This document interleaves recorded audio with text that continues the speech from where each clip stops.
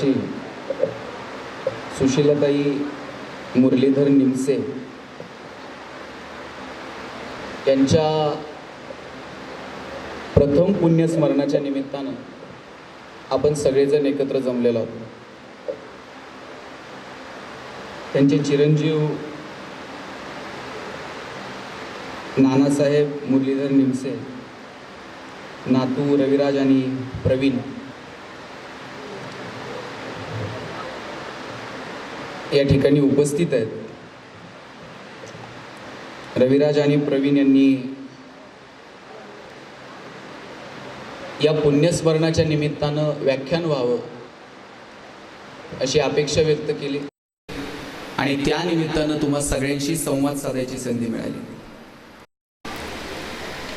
इथं आमचे नंदूभाऊ वारुळे आहेत, माझ्यासोबत आलेले जनार्दनजी लिपणे आहेत, आपण सर्व माता भगिनी आहात. कोणत्याही पुण्यस्मरणाच्या निमित्तानं साधारणतः प्रवचन किंवा कीर्तन असा एक प्रघात आहे, पण व्याख्यानाचं आयोजन करून व्याख्यानाच्या निमित्तानं एखाद्या वेगळ्या विषयाला आपण स्पर्श करावा या उद्देशानं खरं तर आपल्याशी संवाद साधायचा आहे. ही वेळ अशी असते की या वेळेला आपण थोडेसे वैराग्याच्या भूमिकेत असतो. म्हणजे इथं आल्यानंतर असं वाटायला लागतं की आयुष्य किती क्षणभंगूर आहे. काल परवापर्यंत व्यक्ती आपल्या सोबत होती, आता नाहीये. माणसाचं आयुष्य क्षणाचा भरोसा नाहीये. आपण सगळ्यांशी गोड बोलावं, सगळ्यांशी व्यवस्थित वागावं, हा विचार या सभागृहामध्ये प्रत्येकाच्या मनात येतो आणि त्याच्यासाठी ही वेळ कारणीभूत ठरत असते. या वेळेचं औचित्य सांगून मला फक्त आपल्याला एक 2-3 विषयांशी फक्त स्पर्श करायचा आहे. देव माणसासोबत इतका सुंदर वागलाय, त्याच्या आपल्यावरती अनंत उपकार आहेत.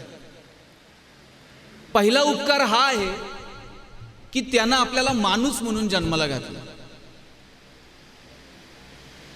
त्याच्या उपकाराचं हेच ओझं इतकं मोठं आहे की ते आपण कशानंही फेडू शकणार नाही. विचार करा, माणूस म्हणून जन्माला घातलं, आपण आपल्या भावना व्यक्त करू शकतो, आपण हसू शकतो, आपण रडू शकतो, आपण बोलू शकतो, आपण कुणाकडे कुणाची तक्रार करू शकतो, आपण कुणाची माफी मागू शकतो, कुणाला माफ करू शकतो. हे सगळं माणसाच्याच ठिकाणी आपल्याला पाहायला मिळेल. जनावरांना भावना व्यक्त करता येतात का हो? या हायवेला रोज 2-4 कुत्री मरून पडलेली असतात. त्यांच्या पिलांना पोलिसात जाऊन तक्रार करता येते का? आमच्या बापाची चूक नव्हती, याच्याच गाडीचा ब्रेक लागला नाही, आमची तक्रार नोंदवून घ्या. धाब्यांवरती कोंबड्या अशा गाडीला मागे काठी बांधलेली असते, त्या काठीला अशा उलट्या कोंबड्या बांधलेल्या असतात आणि त्या धाब्यावरती वाहून नेल्या जातात. त्यांच्या चोचीतनं फेस बाहेर पडत असतो, त्यांचे पंख फडफडत असतात, प्रचंड वेदना होत असतात. पण त्यांना तक्रार करता येते का की आता आमचा हा शेवटचा प्रवास आहे, आम्हाला माहित आहे, पण जरा नीट न्या? जनावरांना दुःख व्यक्त करता येत नाही, जनावरांना यातना व्यक्त करता येत नाही, त्यांच्या वेदना सांगता येत नाहीत, त्यांना त्यांचा आनंद व्यक्त करता येत नाही, त्यांना कुणाची तक्रार करता येत नाही. आपण किती नशीबवान आहोत मला सांगा बरं की आपल्याला परमेश्वरानं माणूस म्हणून जन्माला घातला. मग आता आपण माणूस आहोत तर आपल्याला माणूस पण सिद्ध करण्याची संधी भगवंताने दिलेली आहे. जगातला सगळ्यात हुशार प्राणी कोण आहे महाराज? माणूस आहे. आणि हे कुणी जाहीर केलंय? हे माणसानंच जाहीर करून टाकलंय की आपण जगातले सगळ्यात हुशार प्राणी आहोत. पण आपली हुशारी ही आपण नको नको त्या कामासाठी वापरण्यापेक्षा आपल्याला आपलं जगणं समजून घेता येईल का? बरं, आपल्याला आपलं जगणं समजून घेण्यासाठी साधू संतांनी मार्ग दाखवलाय हो. त्यांनी सांगितलेलं प्रचंड असं ज्ञान तुमच्या माझ्या समोर खुलं करून ठेवलंय. फक्त तिकडं पाहण्याची गरज आहे. मला एक पटेल असं थोडंसं उदाहरण सांगतो. एक बाई झाडाच्या खाली बसलेली आणि रडत होती. रस्त्यानं जाणाऱ्या एका माणसाने विचारलं, बाई का रडते? ती म्हटली, हातपाय आता चालत नाहीत.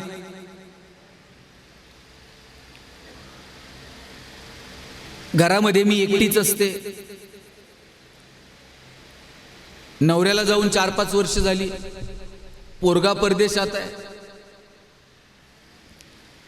आणि मुलगा परदेशात जो गेलाय तेव्हापासून त्यानं 1 रुपया मला कधी पाठवलेला नाही. आता माझा उदरनिर्वाह सुद्धा होऊ शकत नाही म्हणून रडते. माणूस म्हटला, बाई पोरगा तर परदेशात आहे आणि तुला 1 रुपया पाठवत नाही. म्हणली, कसलं आलंय हो, 1 रुपया पाठवत नाही. दर महिन्याला फक्त एक पत्र पाठवतो, त्यात एक रंगीत कागद असतो. काय करू त्या कागदाचं? तो कागद मी भिंतीवर चिकटून ठेवते, पण उदरनिर्वाहासाठी कधी रुपया पोरानं पाठवला नाही. तो माणूस त्या बाईला घेऊन घरी आला आणि घरी येऊन पाहतो तर काय, भिंतीवरती शेकडो रंगीत कागद चिकटवलेले होते. प्रत्येक महिन्याला आलेला पत्र आणि तो कागद बाईनं भिंतीवरती चिकटून ठेवलेला होता. माणसानं त्या रंगीत कागदाकडे पाहिलं आणि तिला म्हटला, बाई हा नुसता कागद नाही, दर महिन्याला तुझ्या पोरानं तुझ्यासाठी 50,000 रुपयाचा चेक पाठवलाय. हा चेक आहे, हेच पैसे आहेत, हे बँकेत नेऊन जमा करायचं असतंय, मग तुझ्या खात्यावरती पैसे जमा होतात. अशिक्षित आहे बाई, तिला त्या कागदाची किंमत कळू शकली नाही. त्या झाडाखाली बसून रडणाऱ्या बाईमध्ये आणि तुमच्या माझ्यामध्ये फार फरक नाही. तिला त्या ड्राफ्टची किंमत कळाली नाही, तिला त्या चेकची किंमत कळाली नाही म्हणून ती रडत होती. आपल्या समोर गाथा आहे, आपल्या समोर ज्ञानेश्वरी आहे, पण आपल्याला त्याची किंमत कळू शकली नाही. आपण पोथीमध्ये बांधून फक्त कपाटात ठेवून दिली आहे, पण आपलं जगणं सुकर करण्याची, आपल्याला अंतिम सुखापर्यंत नेऊन पोचवायची ताकद ज्ञानोबांच्या ज्ञानेश्वरीत आहे, तुकोबांच्या गाथेत आहे. ते आपल्याला समजू शकलं नाही. आपली आणि त्या आजीची कंडिशन सेम आहे, वेगळी नाही. हे औचित्य आजचं म्हणून सांगतो की आपल्याला जर आपलं जगणं सुकर करायचं असेल, सुखी करायचं असेल, तर फार मोठं वैभव तुमच्या माझ्या समोर आहे. ज्ञानेश्वरीच्या रूपानं, गाथेच्या रूपानं. जगण्याचा खरा अर्थ जर कुणाला समजला असेल ना, तर साधू संतांना समजला. काय जगली हो ही माणसं, काय मागितलं यांनी, भगवंताकडे काय मागावं हे साधू संतांकडनं शिकावं. काय मागितलं भगवंताकडे मागण्याची वेळ आली तर? तुकाराम महाराज म्हणतात, हेची दान देगा देवा, तुझा विसर न व्हावा. मला सांगा ताई, देवाकडे जर मागायची वेळ आली तर आपण काय मागू देवाला? नवरा बायकोसाठी काहीतरी मागल, बायको नवऱ्यासाठी काहीतरी मागल, दोघं मिळून पोरांसाठी काहीतरी मागतील.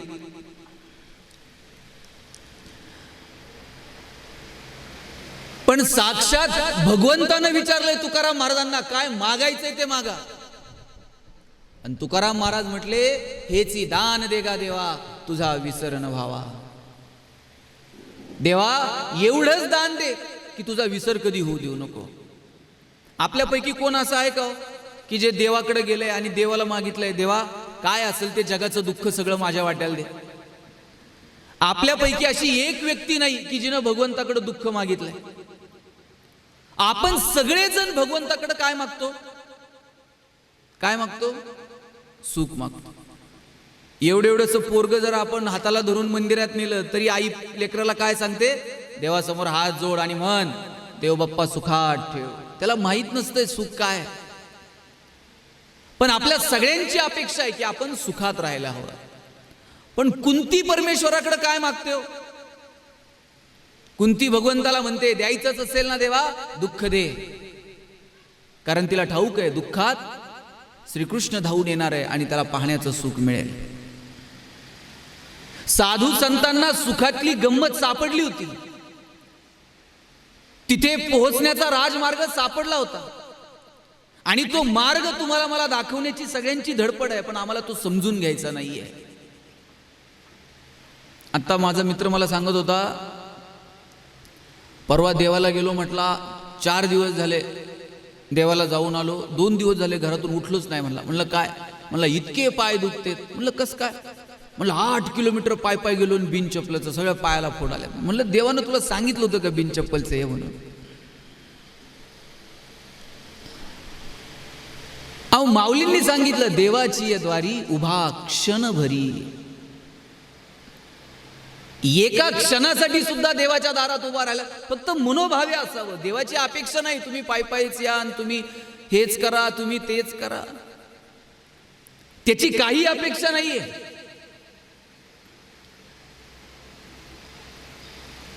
त्याच्या दारात एका क्षणासाठी जरी उभं राहिलात ना, पण ती आंतरिक तळमळ, तो भाव, तो ओलावा, ते प्रेम, ती भक्ती तुमची असायला हवी, तर भगवंत सापडतो. आणि आज कलियुगामध्ये देव इकडं तिकडं तुम्हाला सापडायची गरजच नाही हो.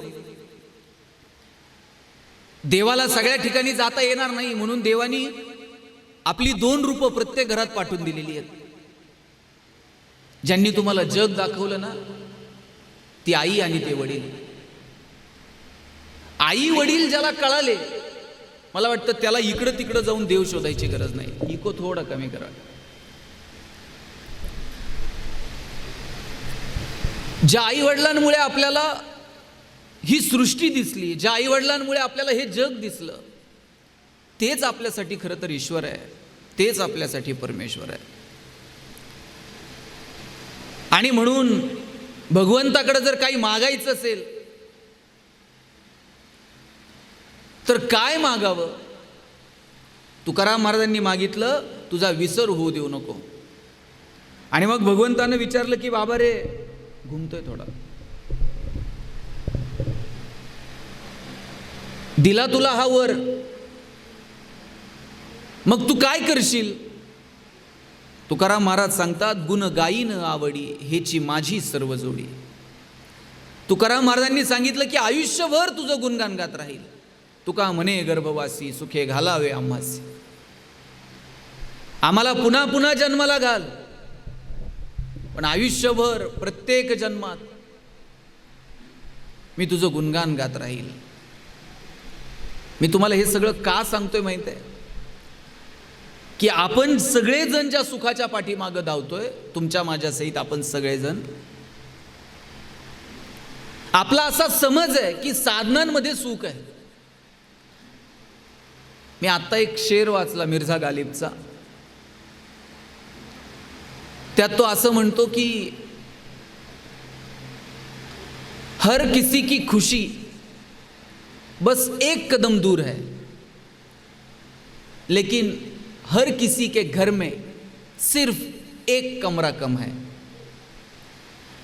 तो असा म्हणतो की जगात प्रत्येकाच्या घरी एक खोली कमी म्हणतो. त्याला काय म्हणायचंय माहितीये का? त्याला असं म्हणायचंय,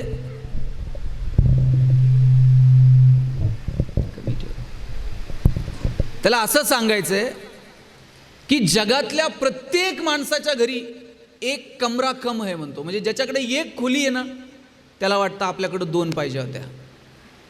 ज्याच्याकडे 2 आहेत ना, त्याला वाटतं 3 खोल्या पाहिजे होत्या. ज्याच्याकडे 3 खोल्याचं घर आहे, त्याला वाटतं ना एक जरा कमीच आहे, पाहुणे रावळे आल्यावर कुठे हे करायचं, 4 असत्या तर बरं झालं असतं. आपला आनंद आपल्यापासून फक्त 1 पाऊल दूर आहे. फक्त आपल्या मनात जी भावना आहे ना की माझ्याकडे एक कमी आहे, ती भावना आपल्याला त्या आनंदापर्यंत पोहोचू देत नाही. साधू संतांना हे कळालं, खरा आनंद कशात आहे. इतरांच्या आनंदात त्यांनी आनंद पाहिला, इतरांच्या सुखात त्यांनी सुख पाहिलं, त्यांचं जगणं सुंदर होऊन गेलं. अहो काय जगले तुकाराम महाराज. तुकाराम महाराजांना एकानं विचारलं, महाराज काय कमवलं तुम्ही आयुष्यभर, काय मिळवलं? आयुष्यभर तुमच्या लेकरा बाळांच्या हाल अपेष्टा सहन कराव्या लागल्या, काय मिळवलं काय तुम्ही? तुकाराम महाराजांनी एक वाक्य सांगितलं, कौतुक वाटे झाली या वेचाचे. तुकाराम महाराज म्हणले, जगाला काय वाटतं मला माहीत नाही, पण मी जे जगलो ना, मला माझ्या जगण्याचं कौतुक वाटतंय. महाराज, जगाला आपल्या जगण्याचं कौतुक वाटेल का नाही मला माहीत नाही, पण आपल्याला आपल्या जगण्याचं कौतुक वाटलं पाहिजे. आपल्याला वाटलं पाहिजे की अरे मी जे जगलो ना, माझ्या जगण्याचं मला कौतुक आहे. मी कुणाला 1 रुपयाला कधी कुणाला फसवलं नाही, कधी कुणाला दुःख होईल असं मी वागलो नाही. जे काही मी कमवलं ते माझ्या कष्टाच्या जोरावरती कमवलं. भगवंताचा कृपाशीर्वाद, आईबापाची पुण्याई म्हणून मला हे मिळालं. माझ्या जगण्याचं मला कौतुक वाटतंय. हा भाव आपल्यामध्ये कायम असायला हवा. पण दुर्दैव असं की आपल्याला आपल्याही जगण्याचं कौतुक वाटत नाही आणि इतर कोणाच्याही जगण्याचं कौतुक वाटत नाही. एवढंच काय तर आपलं सुख आणि आपलं दुःख हे सुद्धा आपलं नाही हो. आपलं दुःख, आपलं सुख हे सगळं इतरांच्या क्रियाप्रतिक्रियांवरती अवलंबून आहे. ताई मला सांगा, घरात जर अचानक लाईट गेली तर तुम्ही काय करता? अंधारात बसता? मग काडीपिटी बघता. काडीपिटी तर नंतर बघता, आधी काय करता? त्याच्या आधी शेजारच्याची आहे का नाही बघता. आणि समजा तुमचीच गेलेली आहे आणि शेजारच्याची लाईट असली तर किती वाईट वाटतं सांगा बरं मला. सगळ्या जगाचं दुःख आपल्याला आहे. बाई आपलीच गेली, शेजारच्याची आहे, आणि शेजारच्याची नसल्यावर किती बरं वाटतंय. जाऊ द्या म्हणते, सगळ्या गावाचीच गेली त्यात काय असते. म्हणजे दुःख सुद्धा सार्वजनिक असलं पाहिजे. माणसाचा भाव असा आहे, खरं तर सुख दुःख ह्या आपल्या अंतर्मनाच्या कॅरेक्टरिस्टिक आहेत. पण आपलं सुख आणि आपलं दुःख हे इतरांच्या क्रियाप्रतिक्रियांवरती अवलंबून आहे आणि त्याच्यामुळं आपण सुखापर्यंत पोहोचू शकतो. काय म्हणतात ओ माऊली, किंबहुना सोये जीवात्मयाचे लाहे, तेथ जे होय तया नाम सुख. माऊलींनी सांगितलं, सुख कशाला म्हणायचं? जे आत्म्याशी संबंधित आहे त्याला सुख म्हणा. आपण साधनांमध्ये सुख शोधायला लागलो. याचा अर्थ मी असा म्हणत नाही साधनं निर्माण करू नका, साधनं कमवू नका. साधनं आपलं जगणं सुकर करतात, सुखी करतीलच असं नाही, सोपं करतात. एरवी पायी जावं लागत होतं, आता गाडी आली, पटकन जाऊ शकाल, जगणं सोपं झालं. पण सुखी होईलच असं नाही. निवळ साधनांच्या जोरावरती तुम्ही सुखी होऊ शकत नाहीत. आणि निवळ साधनांच्या जीवावरती जर आपण सुखी झालो असतो तर जगातली सगळी श्रीमंत माणसं सुखी झाली असती. पण तसं आहे का? शिर्डीला गरिबांची संख्या जास्त आहे का श्रीमंतांची? आणि काय म्हणतात शिर्डीला आल्यावर लोक? त्या वारुळे महाराज त्या बाबांच्या पेटीत पैसे टाकतात, स्पर्धा लागते. कोण म्हणतंय बाबा तुम्हाला सोन्याचं सिंहासन घेऊन देतो, कोण म्हणतंय बाबा तुम्हाला सोन्याचा मुकुट घेऊन देतो. आणि मागताना बदल्यात काय मागतात बाबांकडं? कोण असं नाही म्हणत मी तुला 1 मुकुट देतो तुम्हाला 2 दे. हे बाबा पैसे आमच्याकडले ये म्हणतात. तुम्हाला 1 मुकुट देतो सोन्याचा, पण सुखी ठेव. ज्याच्याकडं सोन्याचा मुकुट द्यायची ताकद आहे ते काही विकत घेते की बाहेर, पण त्याला सुख विकत घेता येते का? त्याला रात्रीची नीट झोप विकत घेता येते का? अशी किती लोक सांगू तुम्हाला, कोट्यावधी रुपये पण रात्रीची झोप येत नाही. एक जण असंच डॉक्टरकडे गेले आणि म्हणले, डॉक्टर साहेब ते झोप येत नाही म्हणले. डॉक्टर म्हणले ह्या 2 गोळ्या घेत चला, झोप येईल. नाही म्हणले ह्या गोळ्या खाऊन दमलो. ते म्हणले मग आता तुम्ही डॉक्टर बदला. दुसऱ्या डॉक्टरकडे जायचं म्हणून तिथून बाहेर निघाला आणि एक महाराज दिसले. महाराजांकडे गेला, म्हणला महाराज झोप येत नाही रात्रीची, काय करावं? म्हणले तुम्ही चांगल्या डॉक्टरकडे जा, महाराजांनी सांगितलं. नाही म्हणला महाराज सगळे डॉक्टर झाले, काय असेल ते तुम्हीच उपचार सांगा. अरे म्हणले महाराजांना कुठं नाही म्हणले काहीतरी तुम्हाला सांगावं लागते. महाराज म्हणले एक काम कर, ज्याला झोप लागती असा माणूस शोध आणि त्याचा शर्ट घालून झोपत जा म्हणले, तुला झोप येत जाईल. आणि म्हणला सोपं सांगितलं की महाराजांनी. तिथून उठला आणि डॉक्टरकडे गेला. डॉक्टरला म्हणला, डॉक्टर साहेब गोळ्या औषधं देऊ नका म्हणला, तुमचा शर्ट द्या म्हणला मला. आणि डॉक्टर म्हणले शर्ट कशाला? नाही म्हणले ते महाराजांनी सांगितलंय ज्याला झोप लागते त्याचा शर्ट घाल. म्हणला डॉक्टर म्हणले आता तुला कुणी सांगितलं मला झोप लागते?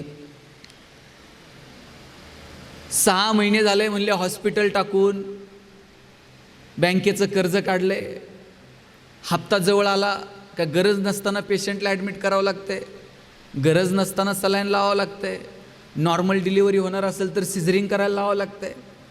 जसा जसा बँकेचा हप्ता जवळ येतो तसं म्हणलं मला पण झोप येत नाही. चल म्हणले उठ, दोघं मिळून शोधू कोणाला झोप लागते. दोघं मिळून एका इंजिनियरकडे गेले. म्हणले बाबा तुझं कसं आहे? ते म्हणला 6 महिने झाले पालिकेत बिल अडकले म्हणला, ह्या टेबलवर त्या टेबलवर, त्या टेबलवर त्या टेबलवर, मलाही डोळा नाही. चल म्हणले का पुढाऱ्याकडे जाऊ. बाबा तुझं काय?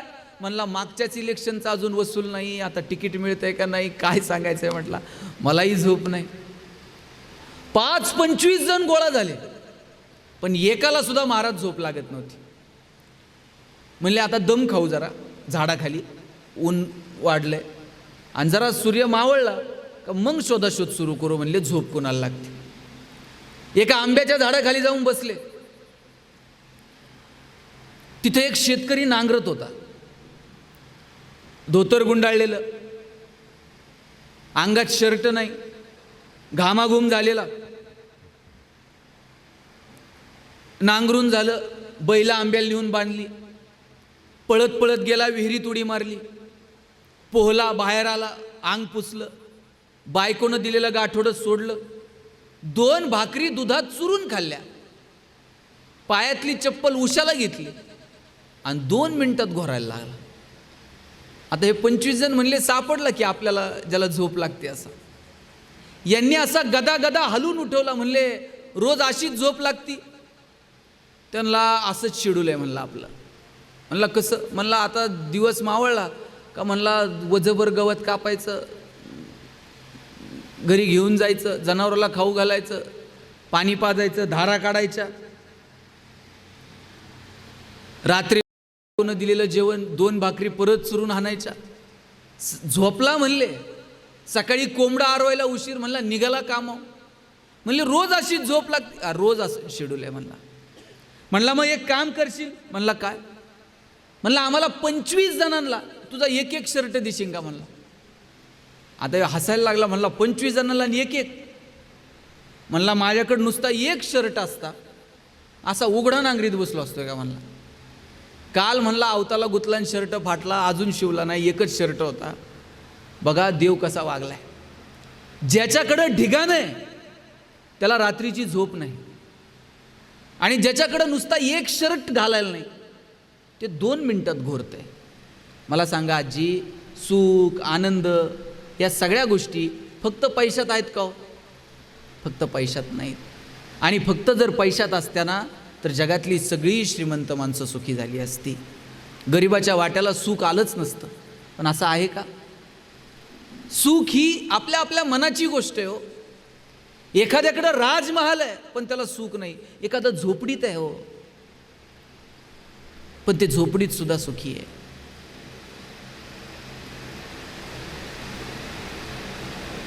फक्त त्या सुखाकडे बघण्याची आपली दृष्टी ती समृद्ध असली पाहिजे की मला कशात आनंद आहे, आणि तो आनंद कुठं शोधायचा, ते सुख कुठं शोधायचं, हे सर्वसामान्य माणसाला सापडत नाही. आणि म्हणून माऊलींनी सांगितलं, म्हणून तुकोबारायांनी सांगितलं, बाबांनो इथं या, या मार्गावर या, या वाटेवर या, तुम्हाला सापडेल सुख कशात आहे, आनंद कशात आहे. आम्हाला मरेपर्यंत कळालं नाही की सुख कशात आहे. वाटलं हे केल्यावर तर मिळतंय, ते केल्यावर तर मिळतंय, ही गाडी घेतल्यावर मिळतंय, हा बंगला घेतल्यावर मिळतंय. तुम्हाला एक उदाहरण सांगतो. रस्त्याचे कामं चालू असताना बघा, खडी फोडायला माणसं असतात, दगड फोडायला, ज्यांना आपण दगड फोड्या म्हणतो. असं दगड फोडून जगणारा एक माणूस होता. आणि त्याला देव प्रसन्न झाला आणि देवानं त्याला विचारलं, बाबा आयुष्यभर दगड फोडत बसला, काय मागायचे ते माग म्हणला तुला. तो म्हणला, देवा आयुष्यभर रस्त्यावर दगड फोडत बसलो, 2 रुपये सुद्धा मला गाठीला बांधता आले नाही, कसं बसं गरिबीत जीवन जगलो.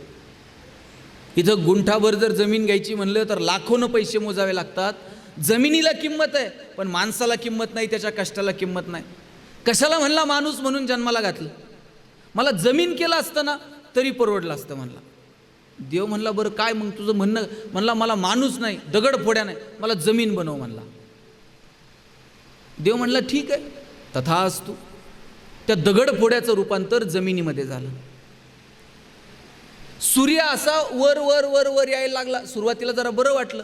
सूर्य जसा माथ्यावर आला, सूर्याच्या किरणांनी जमीन तापायला लागली, अंगाची लाही लाही व्हायला लागली.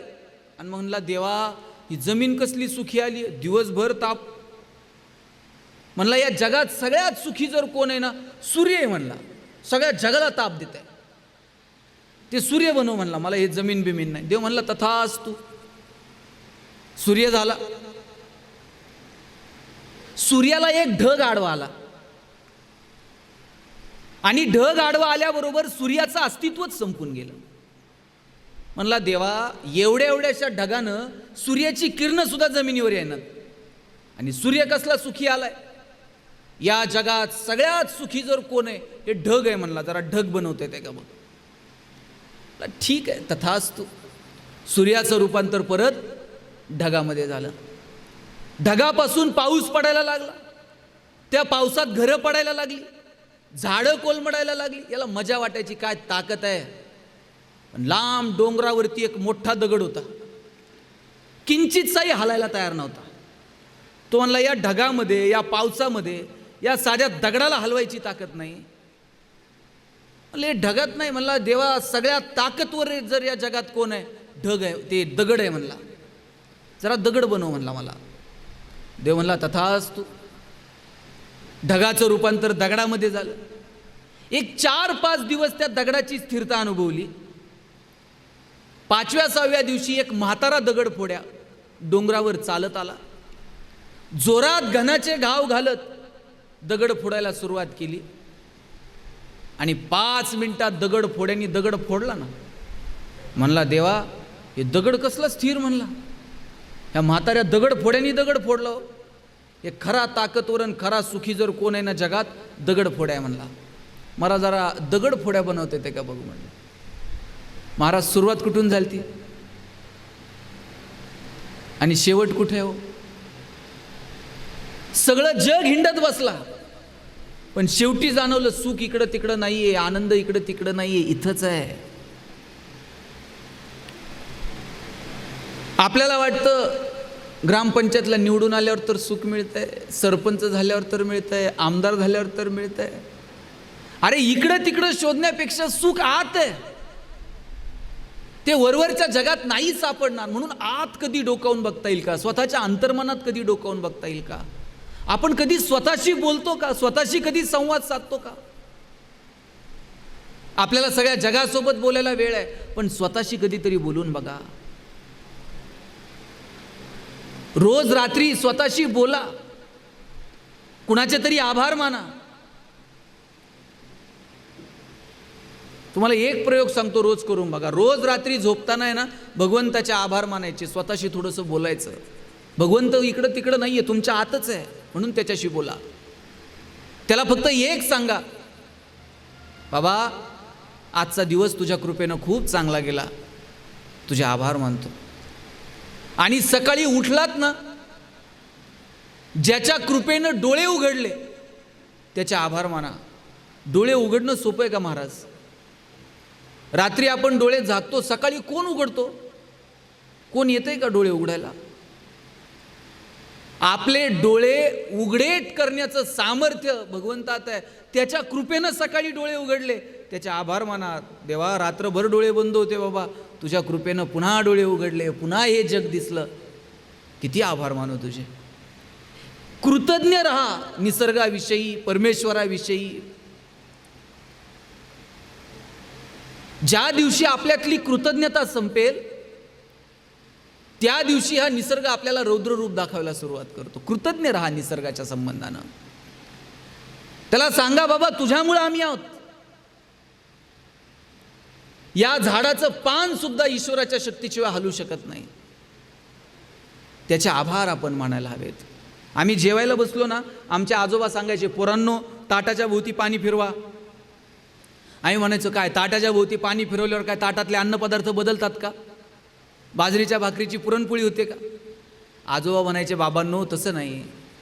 ताटाच्या भोवती पाणी फिरवलं ना, त्या पदार्थाचा प्रसाद होऊन जातो. आणि मग त्या प्रसादाविषयी आभार व्यक्त करा. म्हटलं कुणाचे आभार व्यक्त करायचे? ते म्हणायचे, ज्यानं पिकवलं त्या शेतकऱ्याचे आभार माना. घास खाताना आहे ना 2 सेकंद लागतात विचार करायला. आभार माना फक्त. ज्यानं घाम गाळला, ज्यानं कष्ट केले त्या शेतकऱ्याचे आभार. जिनं घरात शिजवलं त्या आईचे आभार. आणि घास तोंडात घालताना ज्यानं भूक दिली त्या भगवंताचे आभार माना. काहींकडे ढिगाण आहे पण भूक लागत नाही, काय करायचं सांगा? पाची पक्वान समोर आहे पण भूक लागत नाही, त्याच्यासाठी गोळ्या खाव्या लागतात. आभार माना ज्यानं भूक दिली, आभार माना ज्यानं तहान दिली. ही कृतज्ञता आपण व्यक्त केली पाहिजे. आणि त्याच्यासाठी आपण माणूस आहोत याची जाणीव आपल्याला असायला हवी. आपल्या हातामध्ये इतरांसाठी काहीतरी देण्याची दानत असायला हवी. भगवंतानं प्रत्येक गोष्टीचं प्रयोजन इतकं सुंदर केलंय ना. बघा आपल्याला हात किती दिले देवानं? जागा आहेत ना सगळ्या? किती हात दिलेत? किती? 2 दिले. देवाला काय अवघड होतो? देवानं 1 हात दिला असता इथून गळ्यातून आणि म्हणलं असतं घे बागून, जमलं असतं की. पण 2 हात का दिले? 2 पाय का दिले? कोणाला 4 दिले. तसं आपल्याला 1 दिला असता माणसाला, म्हणलं असता उड्या उड्या मारत मारत जग बाबा, माणसानं जमून घेतलं असतं. पण प्रत्येक गोष्टीचं काहीतरी प्रयोजन आहे. 2 हात दिलेत. भगवंतानं आपल्याला सांगितलंय 1 हात घेण्यासाठी असेल तर बाबा दुसरा देण्यासाठी आहे. ज्यावेळेस आपण चालतो 2 पावलेत, कधीच कोणता 1 पाय कायमस्वरूपी पुढे नसतो. कधी हा पाय पुढे तर कधी दुसरा पाय पुढे. भगवंताला सांगायचंय बाबा तुलना करत बसू नको. कधी तू पुढे, कधी तो पुढे, कधी तू कुणाच्या पुढे, कधी कुणी तुझ्या पुढे. या तुलनेत अडकू नको. प्रत्येक गोष्टीचं प्रयोजन आहे. 2 हात दिलेत, 1 घेण्यासाठी तर दुसरा देण्यासाठी. ही देण्याची दानत आपल्यामध्ये असली पाहिजे. द्यायचं म्हणजे काय मी म्हणत नाही तुमच्याकडची संपत्तीच द्या, तुमच्याकडचं ज्ञान द्या, इतरांना प्रेम द्या, मदतीचा हात द्या, पण ती देण्याची दानत आपल्यामध्ये असावी. विंदा करंदीकरांची खूप सुंदर कविता आहे. देणाऱ्यानं देत जावं, घेणाऱ्यानं घेत जावं आणि घेता घेता एक दिवस देणाऱ्याचे हात घ्यावेत. हिरव्या पिवळ्या डोंगरांकडून हिरवी पिवळी शाल घ्यावी. सह्याद्रीच्या कड्याकडून छातीसाठी ढाल घ्यावी. वेड्या पिशा ढगांकडून वेडेपिसे आकार घ्यावेत. मातीमधल्या प्रश्नासाठी पृथ्वीकडून हुंकार घ्यावेत. उसळलेल्या दर्याकडून पिसळलेली आयाळ घ्यावी आणि शांत वाहणाऱ्या भीमेकडून तुकोबाची माळ घ्यावी. देणाऱ्यानं देत जावं, घेणाऱ्यानं घेत जावं आणि घेता घेता एक दिवस देणाऱ्याचे हात घ्यावेत. देणाऱ्याचे हात घ्यायचे म्हणजे काय करायचं? ते असे कोपरापासून तोडून घ्यायचे नाही, तर त्याच्यामध्ये जी देण्याची दानत आहे ती दानत आमच्यामध्ये असावी, ती वृत्ती आमच्यामध्ये असावी, हा त्याचा अर्थ आहे. घेण्याच्या बाबतीमध्ये आम्ही मोटिवेट आहोत, कुणी आम्हाला प्रोत्साहित करायची गरज नाही. पण देण्याच्या बाबतीमध्ये मात्र आम्हाला सांगावं लागतंय की बाबा द्या. एक गंमत सांगतो तुम्हाला. असंच मी एका भाषणात सांगितलं की आपल्याकडे जे आहे त्यातलं थोडं तरी इतरांना द्यायला शिका. निसर्गाचा नियम आहे, 1 दाणा पेरला तर 1000 दाणे उगवतात. तुम्ही जेवढं समाजाला द्याल त्याच्या हजारो लाखो पटीनं हा निसर्ग, हा समाज तुम्हाला परत करत असतो. फक्त तुमच्यामध्ये देण्याची दानत ठेवा. 3 जण रस्त्यानं चालले होते आणि त्या तिघांना जाता जाता सोन्याचा हंडा सापडला. आता सोन्याचा हंडा सापडला आणि यांनी ऐकलंय, म्हणले आपल्यातलं थोडं तर द्यावं लागतंय. मग म्हणले आता हे असंही आपल्याला सापडलेलंच आहे, देवाच्या कृपेनं सापडले, यातलं आपण थोडं तरी म्हणले देवाला दिलं पाहिजे. मग पहिला म्हणला किती द्यायचं, दुसरा म्हणला देऊ थोडंफार. नाही म्हणले पण नेमकं किती द्यायचं. त्यातला एक जण म्हणलं एक काम करू, एक छोटं वर्तुळ आखायचं. हातावर आपण जसं वर्तुळ आखतो ना, तसं एकदम छोटं असं वर्तुळ आखायचं. आपल्याला सापडलेलं सोनं वर फेकायचं. जेवढं म्हणले त्या छोट्या वर्तुळात पडल ना, तेवढं म्हणले देवाचं, आणि जेवढं त्या वर्तुळाच्या बाहेर पडल तेवढं म्हणले आपलं. दुसरा म्हणला काय नालायक माणूस आहे म्हणला, सगळं म्हणला देवाच्या कृपेनं सापडलंय आणि तू म्हणतो छोटं वर्तुळ, आणि त्या छोट्या वर्तुळात किती पडन म्हणला. म्हणला मग काय करा, हे म्हणला छोटं नाही म्हणला, मग म्हणला अख्ख्या गावाला वर्तुळ आखायचं, सोनं वर फेकायचं, आणि जेवढं त्या वर्तुळात पडन तेवढं आपलं, आणि वर्तुळाच्या बाहेर पडन तेवढं म्हणला देवाचं. काय स्वार्थी माणूस आहे म्हणलाय. तिसरा म्हणला या असलं वर्तुळ बिरतुळ आखायचं नाही म्हणला. मग म्हणला सोनं वर फेकायचं. देव कुठं असतो, वर असतो. जेवढं वर राहीन तेवढं देवाचं, आणि जेवढं खाली पडन तेवढं आपलं म्हणलं. किती माणूस स्वार्थी आहे बघा. देण्याची वेळ आल्यानंतर आणि मग आपण किती चॅप्टरपणा केला ना, सगळं रिमोट कंट्रोल शेवटी त्याच्याकडे आहे. मग त्यांनी कशी व्यसन लावली. डोळ्यांना न दिसणारा एक विषाणू, सगळं जग थांबलो. कोरोना कोणी बघितला का, कसा होता काय होता, पण सगळं जग जागेवरती थांबलं. ही निसर्गाची ताकद आहे. आणि आत्ता नाही, हजारो वर्षापासून निसर्गानं माणसाला दाखवून दिलंय की बाबा रे, निसर्गाच्या समोर तू फार क्षुद्र आहेस. पण माणसाला ते समजू शकलं नाही. साहेब, नेपोलियननं युरोपवरती आक्रमण केलं होतं आणि सगळा युरोप जिंकला.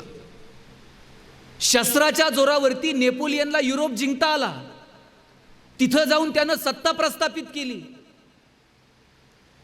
पण तिथं पिवळ्या तापाची साथ आली. सगळं सैन्य मरायला लागलं.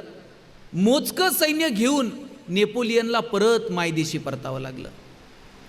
शस्त्राच्या जोरावरती युद्ध करून एखादा प्रदेश जिंकता येतो, पण निसर्गाच्या समोर तुमची शस्त्र चालत नाहीत याची परिणिती नेपोलियनला आली. दक्षिण आफ्रिकेमध्ये जनावरांचा प्लेग आला होता. सगळी जनावरं मरून गेली. जनावरांवरती आधारित असणारे उद्योग व्यवसाय सगळे लयाला गेले. चीनमध्ये मिंग राजवट होती. रोगराई पसरली. अख्खी मिंग राजवट चीनमधली उद्ध्वस्त झाली. मी किती उदाहरणं सांगू तुम्हाला निसर्गातली, इतिहासातली. निसर्गाच्या समोर माणूस शूद्र आहे याची जाणीव वारंवार निसर्गानं माणसाला करून दिली. अहो, साधू संतांना कळालं, हो वृक्षवल्ली आम्हा सोयरे वनचरे, आमचे सगळे सोयरे आहेत, त्यांना जपलं पाहिजे, हा भाव होता साधू संतांच्या ठाई. पण आम्ही निसर्गाकडून ओरबडून घेत राहिलो आणि मग निसर्गाला सांगावं लागलं की बाबांनो थांबा, 2 वर्ष आता घरात बसा.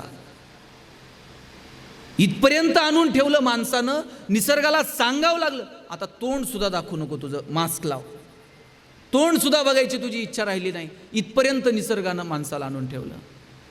म्हणून या सगळ्यातून आपण काही शिकणार आहोत की नाही, या सगळ्यातून आपण काही बोध घेणार आहोत की नाही. हा डोंगर दर्या खोरे हे सगळं कायम आहे. आपण क्षणभंगूर आहोत. अहो, आपण आता हा माईक खूप चांगला आहे, भाऊ मला घरी घेऊन जाता येईल का माईक? नाही म्हणते. काय असेल ते आत्ताच बोला, याच्यानंतर दुसरं कुणीतरी बोलणार आहे. काल कुणीतरी वेगळं बोललं असेल. या गादीवर आत्ता मी बसलोय, उद्या दुसरं कुणीतरी बसेल. तुम्ही ज्या खुर्च्या बसलेल्या घरी घेऊन जाता येतील का? तुम्हाला कार्यालयाच्या बाहेर पण जाऊन देणार नाही. खुर्ची काय तिची ती खोळ सुद्धा घेऊन जाता यायची नाही. उद्या कुणीतरी दुसरं त्या गादीवरती बसेल, परवा तिसरं कुणीतरी बसेल. आपण मालक नाही आहोत, आपण ट्रस्टी आहोत, विश्वस्त आहोत. आपण सांभाळायचं, पुढच्या पिढीच्या हातात द्यायचं आणि तिकीट काढायचं आणि निघून जायचं. इतका साधा जगण्याचा अर्थ आहे. काहीही वर घेऊन जाता येणार नाही. दोनच पर्याय ठेवलेत आपल्यासमोर. एक तर तुम्हाला वाटून जाता येईल, जसं तुकोबराय वाटून गेले, नाहीतर तुम्हाला ठेवून जाता येईल. पण तुम्हाला घेऊन जाण्याची सुविधा अजून उपलब्ध नाही. आणि आपल्याला जर घेऊन जायची सुविधा उपलब्ध असती, आपण सोयीनं गेलो असतो का? आपण चालता चालता ह्याचं नेता येतं आहे का, त्याचं नेता येतं आहे का? आणि एखादा लईच मागं लागला असता तर म्हणला असतं ये वर न्यायला तुझं. ते कशाला येतोय वर, तुमचं काय राहिलेलं नाही. दोनच पर्याय उपलब्ध आहेत, वाटून जा नाहीतर ठेवून जा. घेऊन तुम्हाला काहीही जाता येणार नाही. वर एकच आहे हिशोब करायला चित्रगुप्त, न्यायला पण एकटा यमच आहे. देवानं रिक्रुटमेंट केलीच नाही. ती काय सोपी आहे का रिक्रुटमेंट? परत TETची परीक्षा घ्या, त्याच्यात परत घोळ होणार, बरं त्यातून भरलेली लोक सोयीनी माणसं नेतील का? यमानी समजा तुमच्या माझ्यासारखे 2-4 जण हाताखाली ठेवले कामाला, तर ते नीट नेतील का? ते म्हणाल बाबा तू त्या पार्टीचा आहे, तुला आजच नेतो. त्याला म्हणाल तू 50 दे, तुला परवा नेतो. देवाकडं मोजकी माणसं आहेत आणि पारदर्शकपणे सगळ्या कामाचा हिशोब होतो. म्हणून जोपर्यंत श्वासात श्वास आहे तोपर्यंत जगून घ्या, तोपर्यंत जगण्याचा आनंद घ्या, तोपर्यंत एकमेकांशी बोला, एकमेकांशी संवाद साधा, एकमेकांच्या हातात हात द्या. तुमच्या घरातल्या म्हाताऱ्या आईवडिलांना तुमचा स्पर्श हवा असतो, तो स्पर्श द्या. कितीतरी तरुण पोरं आहे तिथं, गेले कित्येक वर्ष आपल्या बापासोबत स्पर्श नाही आहे, आपल्या आईसोबत स्पर्श नाही आहे. काय लागतो? घरातून बाहेर पडलात ना 10 सेकंद लागतात खाली वाकून पायाला हात लावायला. फक्त घरातून बाहेर पडताना वाकून फक्त बापाच्या पायाला हात लावा. बापाचा ऊर भरून येतो, कौतुकानं बाप पाठीवर थाप मारतो. घरातून बाहेर पडलात ना आईच्या पायावर फक्त डोकं ठेवा, जीव ओवाळून टाकते आई तुमच्यावरती. आई आणि बाप ह्या 2 गोष्टी अशा आहेत जगातल्या की ज्या निरपेक्ष प्रेम करतात तुमच्यावरती. त्यांना तुमच्याकडनं कशाचीच अपेक्षा नाही. कोणती म्हातारी आईन बाप असं म्हणतंय पोराला, ए जरा 2000 रुपये दे, आता नाहीच मागत ते. खिशात 50 रुपये असेल तर आई पोराला काढून देते, धर बाबा तुला. त्यांना आता तुमच्या पैशांची अपेक्षा नाहीये. 2 शब्द फक्त प्रेमानं बोला. आणि मला सांगा कुठपर्यंत बोलता येईल हो तुम्हाला? जोपर्यंत ते जिवंत आहेत तोपर्यंत. आज तुम्ही वर्षश्राद्धाच्या निमित्तानं म्हटलात की आम्हाला आमच्या आईबरोबर 2 मिनिटं बोलायचं आहे. ब्रह्मदेवा तुला इथून आहे ना एक 2-5 कोटी रुपयाची FD करतो, पण आमची गेलेली आई एक 5 मिनिटासाठी बोलव, सगळे पाहुणे रावळे आले, जरा बोलू दे तिच्याशी. आता बोलता येईल का? लक्षात घ्या, एक कार्यक्रम असा असतो आपला, तो आपलाच असतो आणि आपल्याच कार्यक्रमात आपण गैरहजर असतो. एक कार्यक्रम होतो आयुष्यातला की जिथं आपल्याच कार्यक्रमात आपल्याला गैरहजर राहावं लागतं. जोपर्यंत आपली हजेरी इथं आहे तोपर्यंत बोलून घ्या, तोपर्यंत संवाद साधा, तोपर्यंत एकमेकांना प्रेम द्या. गेलेली आई, गेलेला बाप परत मिळत नाही. माहेर कुठपर्यंत ताई? जोपर्यंत माहेरात आई आहे तोपर्यंत. माहेरी फार मोठी हवेली आहे तुमच्या, पण त्या हवेलीत आई नसू द्या, माहेरी मुक्काम करावा असं वाटत नाही. तुमचं सासर कितीही श्रीमंत असू द्या, पण माहेरी आल्यानंतर तुमच्या आईनं तुमची पिशवी कधी रिकामी पाठवली का? 4 वांगे घालून देईल, 4 शेंगा घालून देईल. लेकीला काय देऊ आणि काय नाही अशी अवस्था असते आईची. तुमच्यावर ओतप्रोत प्रेम करणारं जर कोण असेल तर ती तुमची आई आहे. जगापेक्षा ती तुम्हाला 9 महिने जास्त ओळखते. एक जण म्हटलं काय तुम्ही नेहमी आईचं कौतुक करता? महाराज म्हटले बाबा तुझं पण कौतुक करतो बाप म्हणून, पण एक काम कर म्हणले, एक 1.5 किलोचा दगड आहे ना 2 दिवस पोटाला बांधून ठेव. बांधतो की म्हणला. पोटाला दगड बांधला आणि संध्याकाळी महाराजांकडे आला. म्हणला, महाराज दुसरं काही सांगा बाबा, हे ओझं काय सांभाळत नाही. म्हणले, अरे 1.5 किलोचा दगड 2 दिवस सांभाळता आला नाही, 9 महिने आईच्या पोटात होता. आईचे अनंत उपकार आहेत. एक कवी खूप सुंदर सांगतो, जोवर होते छप्पर तुझे आभाळ झेलत होतो, आता साध्या फुंकरी पुढे निभाव लागत नाही. तुझ्या विना जगण्याची सवय उरली नाही आई, तुझ्या विना जगण्याची सवय उरली नाही. आपलं बालपण कुठपर्यंत माहिती आहे का? बालपण कधी संपतं? कुणी म्हणेल की आपण शाळेत गेल्यानंतर बालपण संपतं, कुणी म्हणेल कॉलेजला गेल्यावर बालपण संपतं, कुणी म्हणेल नोकरीला लागल्यावर बालपण संपतं. मी म्हणतो, तुम्ही म्हातारे झाले ना तरीसुद्धा तुमचं बालपण संपत नाही. बालपण कधी संपतं? जेव्हा तुम्ही, आपली आई जाते ना तेव्हा आपलं बालपण संपतं. आई गेली का समजायचं बालपण संपलं, आता आपण मोठे झालो. आता हट्ट करायला कुणी उरलं नाही, मनातलं सांगायला कुणी उरलं नाही, आता रुसायला कुणी उरलं नाही. रुसायचं कुणावर? तिच्यावर. चिडायचं कुणावर? तिच्यावर. हे नातं फार वेगळं आहे. बहिणाबाई चौधरी माहीत आहे ना? बहिणाबाई, जात्यावरच्या कितीतरी ओव्या, कितीतरी गाणे, एका अशिक्षित, न शाळेत न शिकलेल्या एका आईनं कितीतरी सुंदर कविता केल्या. मोठमोठ्या मानसशास्त्राच्या अभ्यासकांना मनाची व्याख्या करता आली नाही, ती बहिणाबाईनं केली. आणि त्या बहिणाबाईंच्या दारातून एक माणूस चाललेला होता. बहिणाबाईंनी हाक मारली, त्याला पाणी दिलं, त्याला 2 घास खायला दिले. आणि त्या माणसाला गप्पा मारता मारता बहिणाबाई संसारातलं दुःख सांगायला लागल्या. संसारात एवढं दुःख, एवढ्या यातना आहेत, मग माऊली इथं थांबते का? इथं नांदते का? त्या वाटसरूने विचारलं, आई जर एवढं दुःख आहे तर इथं नांदते का? काय उत्तर दिलं बहिणाबाईंनी? बहिणाबाई म्हणतात, लेकीच्या माहेरासाठी आई सासरी नांदते. आई इथं का नांदते? माझ्या लेकीला माहेर मिळावं, तिचं माहेर तुटू नये ना, म्हणून इथं दुःख असून सुद्धा मी नांदते. माझी पोरगी जर माहेरी आले आणि मी नसले तर ती कुणाला आई म्हणून हाक मारेल? तिचं माहेर टिकावं म्हणून मी इथं दुःख असून सुद्धा नांदते. एवढं प्रेम कोण करलो मला सांगा तुमच्यावरती? एवढं प्रेम करते ती फक्त आणि फक्त आई. म्हणून ते गेल्यावर व्हॉट्सॲपला स्टेटस ठेवायचं आणि खाली मिस यू असं लिहायचं. माणसं गेल्यानंतर मिस यू असं म्हणण्यापेक्षा जिवंत आहेत तोपर्यंत विथ यू, मी तुमच्यासोबत आहे असं म्हणून मोकळे व्हा. त्यांना जगण्याचा आधार सापडतो.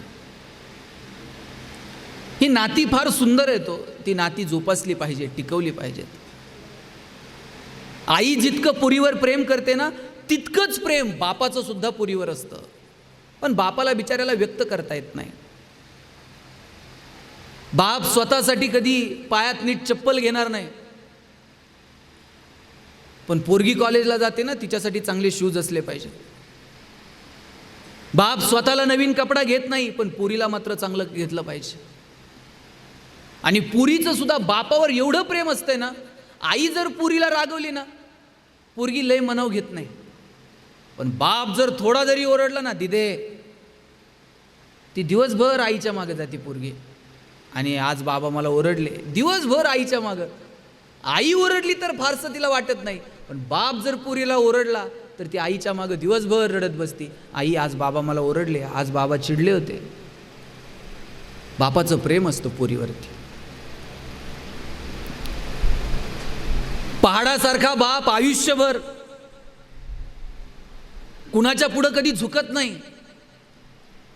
पण पोरीचं ज्यावेळेस कन्यादान करतो ना, त्यावेळेस अशी मान खाली घालून त्या मुलाच्या हातात मुलीचा हात देतो आणि सांगतो, जावई बापू, तळ हाताच्या फोडाप्रमाणे जपली पोरगी, सांभाळून घ्या. दिवसभर सगळ्या पाहुण्यारावळ्यांकडे बघत राहतो, डोळ्यातनं पाणी काढत नाही. पण पुरीची गाडी एकदा मंडपातून निघून गेली ना, मग एकटाच खांबाच्या आड जाऊन लपतो तो बाप असतो. तुमच्यावरती प्रेम करणारी तुमची आई, तुमच्यावर प्रेम करणारा तुमचा बाप परत कधी कधी म्हणून मिळणार नाही. म्हणून ज्यांच्या ज्यांच्या नशिबानं आईबाप जिवंत आहेत त्यांनी आईबापाला जपा. घरातली म्हातारी माणसं लहान पोरासारखी असतात बघा, थोडीशी चिडतात, थोडीशी रागवतात, चिडचिड करतात, पण लहानपणी आपल्या 1000 प्रश्नांची उत्तरं त्यांनी दिलेली आहेत. एक प्रश्न जर पोरानं विचारला 10 वेळा आईला, आई 10 वेळा उत्तर देत होती. आणि आता आई जर एक वाक्य 2दा बोलली ना तर पोरगं म्हणते, आई आत्ताच सांगितलं ना तुला.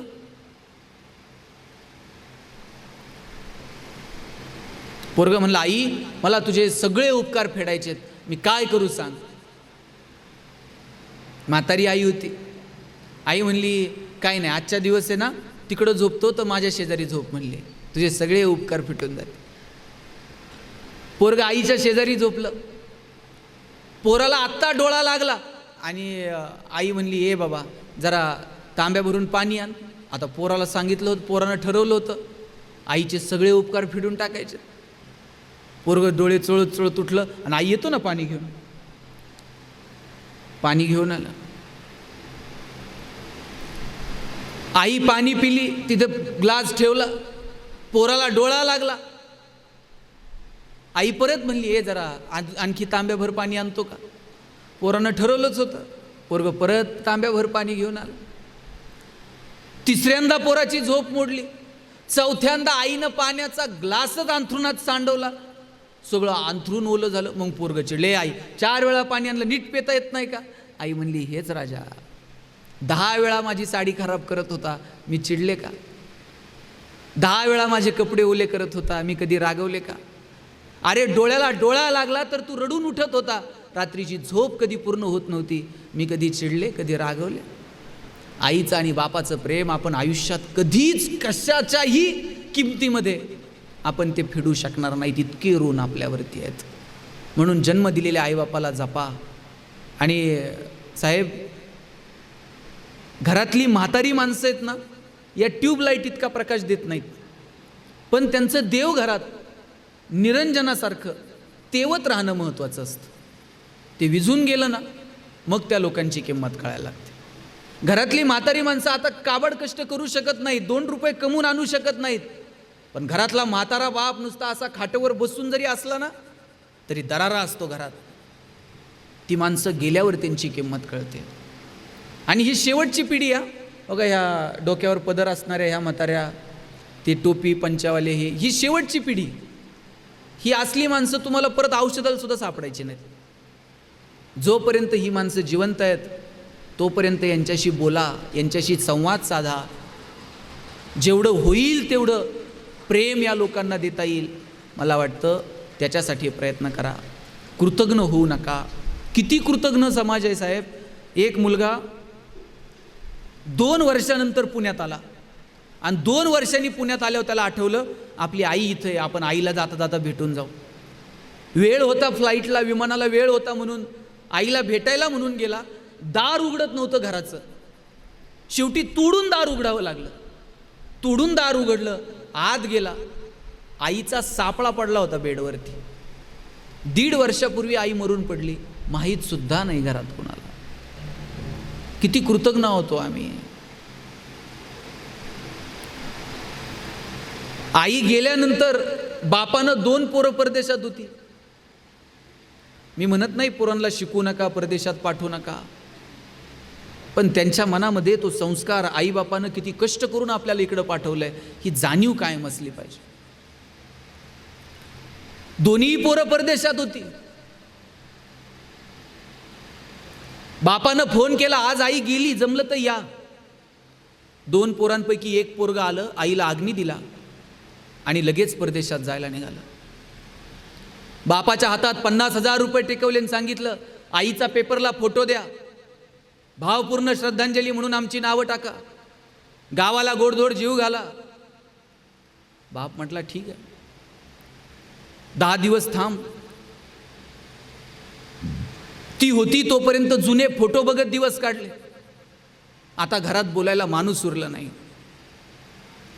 सवय लागेपर्यंत 2-4 दिवस तर थांब. पोरगा म्हणला, बाबा महत्त्वाची कामं आहेत, नाही थांबतायच.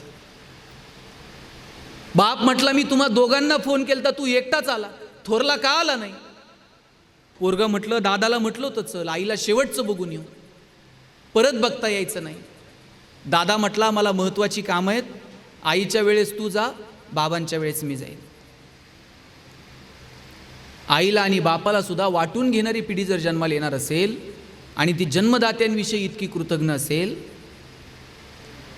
तर आम्ही कुठे घेऊन चाललो या सगळ्या व्यवस्थेला, या समाजाला? मला वाटतं याचं आत्मचिंतन करण्याची गरज आहे. आणि हे सगळं आजच्या प्रसंगी का बोलायचं? मी मगाशीच म्हटलं, हा काळ, ही वेळ थोडीशी वैराग्याची असते. इथं आल्यानंतर आपल्याला कळतं की बाबा रे, आयुष्य क्षणभंगूर आहे.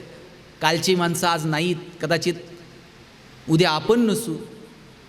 आणि देव इतका भारी वागलाय, ते जन्माला येण्याची बातमी 9 महिने आधी सांगते, पण मरणाची बातमी देव 9 मिनिट तरी आधी सांगतो का? जन्माला येणार आहे हे 9 महिने आधी कळतं, कुणीतरी येणार आहे, तुमची तयारी करून घ्या. पण मरणाची बातमी 1 मिनिट पण देव आधी सांगत नाही. आणि समजा देवानं 9 महिने आधी तुम्हाला मेल केला असता, तुमचं आटपा बरं का, तुमचं झालंय आता, पत्र आल्याबरोबर लोक गेली असती. किती सुंदर वागलाय देव. आपल्याला कुणालाच माहीत नाहीये की आपलं आयुष्य किती आहे, आपण किती दिवस जगणार आहोत. मग कुठल्या अट्टहासासाठी आपण धावतोय? आपल्याला माहीत नाहीये आपल्याला कुठं जायचंय, कुठे पोहोचायचंय, आपण कधी थांबणार आहोत. आहे त्या क्षणांचा आनंद घ्या. एकमेकाशी प्रेमानं बोला, एकमेकाशी प्रेमानं वागा. अहो काय बोलले ज्ञानोबा. ज्ञानोबा म्हणतात कसं बोलावं? साच आणि मवाळ, मितुले आणि रसाळ, शब्द जैसे कल्लोळ अमृताचे. ज्ञानोबांनी सांगितलं कसं बोलावं? साच आणि मवाळ, मितुले आणि रसाळ, शब्द जैसे कल्लोळ. अरे अमृताचे कल्लोळ बाहेर पडावेत इतकं सुंदर बोला. ज्ञानोबांना उगच माऊली म्हणत नाहीत. आई असणं हे निवळ तुमच्या प्रसूती वेदनांशी संबंधित नाही. आई असणं हे निवळ तुमच्या स्त्रीत्वाशी निगडीत नाही. आई असणं हे जर निवळ तुमच्या स्त्रीत्वाशी निगडीत असतं तर 750 वर्ष 21 वर्षाच्या तरुणाला लोक माऊली म्हटले नसते. उगच ज्ञानोबांना माऊली म्हणत नाहीत.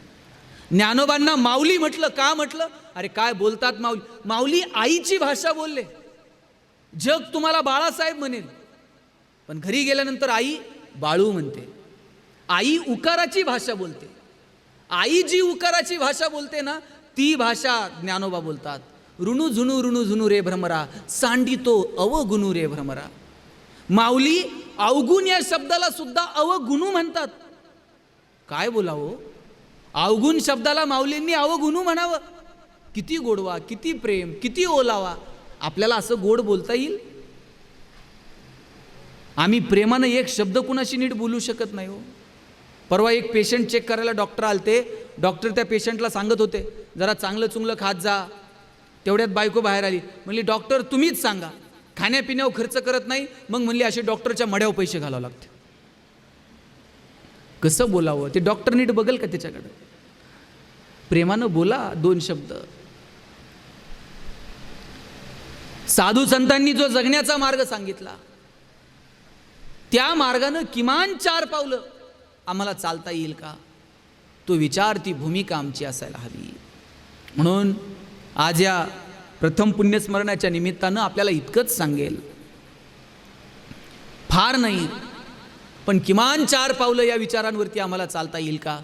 ज्या पावलांवरती जी वाट आम्हाला ज्ञानोबांनी दाखवली, जी वाट आम्हाला तुकोबांनी दाखवली. इतरांच्या सुखासाठी, इतरांच्या आनंदासाठी आम्हाला धावून जाता येईल का? आम्हाला हात पुढे करता येईल का? हा विचार आमच्या मनामध्ये कायम असायला हवा. शेवटचे काही मिनिट घेतो फक्त. मला हेवा वाटतो ज्ञानोबांचा. काय जगली हो ही माणसं, काय ज्ञानोबांचं भगवंताकडे मागणं आहे. आयुष्यभर ज्ञानोबांनी दुःख सहन केलं, यातना सहन केल्या.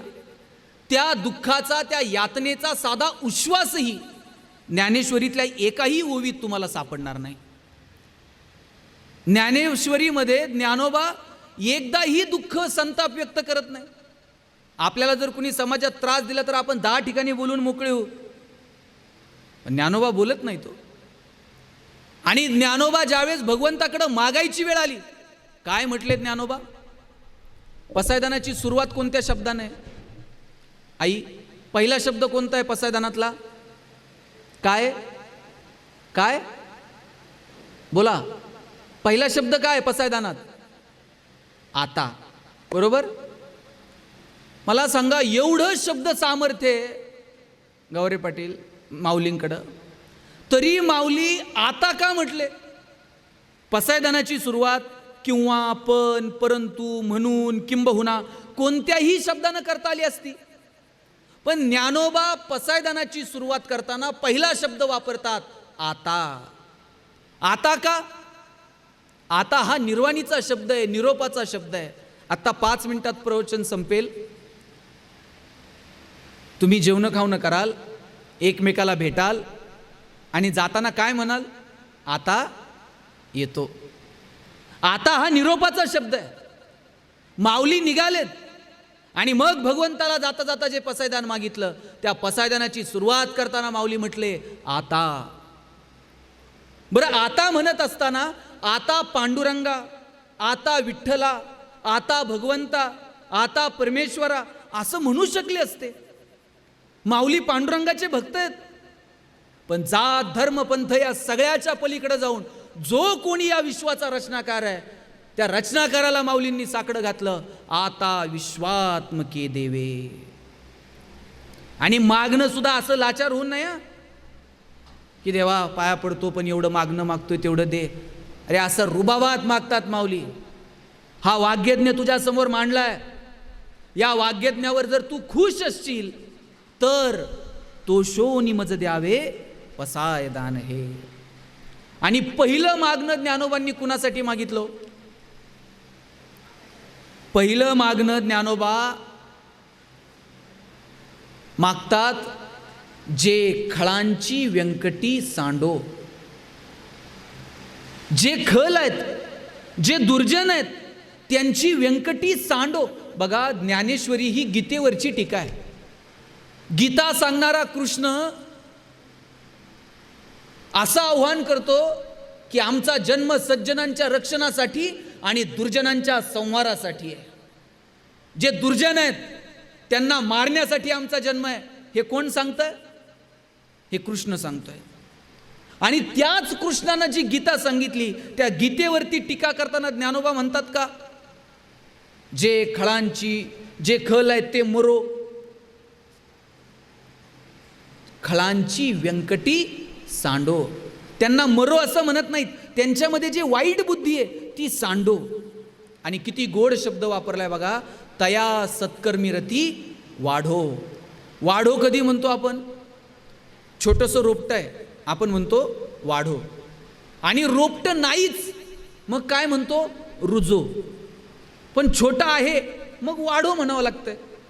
ज्ञानोबांना माहीत आहे, वाईटातल्या वाईट माणसामध्ये सुद्धा थोडी तरी सत्कर्माची वृत्ती शिल्लक आहे. आणि म्हणून ज्ञानोबा म्हणतात, तया सत्कर्मी रती वाढो. भूता परस्परे पडो मैत्र जीवांचे, दुरितांचे तिमिर जावो, विश्व स्वधर्म सूर्य पाहो. आणि मग जो जे वांछील तो तेला हो प्राणी जात. केवढा मनाचा मोठेपणा आहे हो. ज्याला ज्याला जे जे हवंय ते ते मिळू दे. आपली एवढी दानत आहे का? एकाला देव प्रसन्न झाला, म्हणला तुला काय मागायचंय ते माग. म्हणला मला एक गाडी दे. देव म्हणला तुला एक गाडी देईन, पण तुझ्या शेजारच्याला म्हणले 2 गाड्या द्याव्या लागतील. ते म्हणला नाही, मग मला एक बंगला दे. म्हणला तुला एक मिळन, पण शेजारच्याला दुप्पट 2 द्यावा लागतील. हे म्हणला देवा गाडी बंगला नको, जरा विचार करून मागतो म्हणला. 8 दिवस विचार केला आणि देवाला म्हणला, देवा माझा एक डोळा जाऊ दे म्हणला. म्हणला का? म्हणला ते शेजारच्याचे 2 गेले पाहिजेत म्हणला. काय शुद्र आयुष्य जगतो आपण. आपल्याकडं काही नाही याचं दुःख नाही, पण शेजारचं मातीत गेलं पाहिजे ही भावना आहे. आणि ज्ञानोबा काय म्हणतात? दुरितांचे तिमिर जाओ, विश्व स्वधर्म सूर्य पाहो. आणि जो जे वांछील तो तेला हो प्राणी जात. ज्याला ज्याला जे जे हवंय ते ते मिळू दे. म्हणून ज्ञानोबांना माऊली म्हटलं, उगच ज्ञानोबांना माऊली म्हणत नाहीत. आणि लक्षात घ्या, शेवटचं 1 मिनिट घेतो. माऊली कधी म्हणतात जो जे वांछील तो तेला हो प्राणी जात? दुरितांचे तिमिर जावो, आपल्यातलं अज्ञान अहंकार दूर होऊ दे आणि मग ज्याला ज्याला जे जे पाहिजे ते ते मिळू दे. आपल्यातलं अज्ञान जर दूर करायचं असेल तर या परिस्थितीमध्ये एकच मार्ग आहे, तो म्हणजे शिक्षण. आता तुम्ही जरा बऱ्यापैकी सगळे सधन कुटुंबातली मंडळी आहात, खेड्यापाड्यातली माणसं आहात, पण तरीसुद्धा सांगतो आत्ताच्या घडीला शिक्षण हा एकमेव पर्याय आहे जो आपली आर्थिक आणि सामाजिक परिस्थिती बदलू शकतो. म्हणून आपल्या लेकरा बाळांना शिकवा, त्यांच्या हातामध्ये चांगली पुस्तकं द्या, चांगली सांगायचे. आता खेड्यापाड्यात अजून बरं आहे, आजी आजोबा आहेत. शहरामध्ये निम्म्या घरात आजी आजोबा नाहीत आणि जे आहेत त्यातल्या निम्म्यांना रामकृष्ण आठवत नाही. नातू जर म्हणला ना बाबा गोष्ट सांगा, आजचा त्याला गोष्ट सांगते. एक होता राजा, त्याच्या 2 राण्या, एक आवडती एक नावडती. आता आज्यानं असं सांगितल्यावर ते नातू काय करतंय कॉलेजला गेल्यावर? ते हेच करतं, एक राजा आणि 2 राण्या, एक आवडती आणि एक नावडती. तुम्ही जे पेरणार आहात ते उगवणार आहे. म्हणून या लेकरा बाळांच्या बाबतीमध्ये काय पेरायचं ते ठरवा. येणाऱ्या पिढीला स्वाभिमानाचा मार्ग दाखवा, येणाऱ्या पिढीला परमार्थाचा मार्ग दाखवा, येणाऱ्या पिढीला ज्ञान विज्ञान तंत्रज्ञानाचा मार्ग दाखवा. तर आणि तर येणाऱ्या पिढीचं आयुष्य सुखी आणि सुकर होऊ शकेल. 15 ऑगस्ट 1947ला भारत स्वतंत्र झाला. 50ला गणराज्यांची स्थापना झाली. 56ला राज्यांची विभागणी झाली. 62ला भारतावर आक्रमण झालं. 69 मध्ये बँकांचं राष्ट्रीयकरण झालं. 72मध्ये घाशीराम कोतवाल नाटक आलं. 75मध्ये शोले चित्रपट आला, अधिकार आला. 2008-2009 पर्यंत प्रत्येकाच्या दारात नॅनो येईल का याची स्वप्न बघायला लागलो. 2015-16 पर्यंत आमचं यान मंगळावर जाऊन पोहोचलं. 2021-22 मध्ये आहोत आणि काल अरुळे महाराज इलॉन मस्क त्याचा एक व्हिडिओ बघितला गावरे पाटील. 2050 पर्यंत जग असा विचार करतंय विमानाचे प्रवास बंद होतील आणि रॉकेटचे प्रवास सुरू होतील. इथून तुम्ही 5 सेकंदात अमेरिकेला जाल. हे मी मनानं सांगत नाही, इंटरनेटवर सर्च करा आणि हे संशोधन सुरू आहे.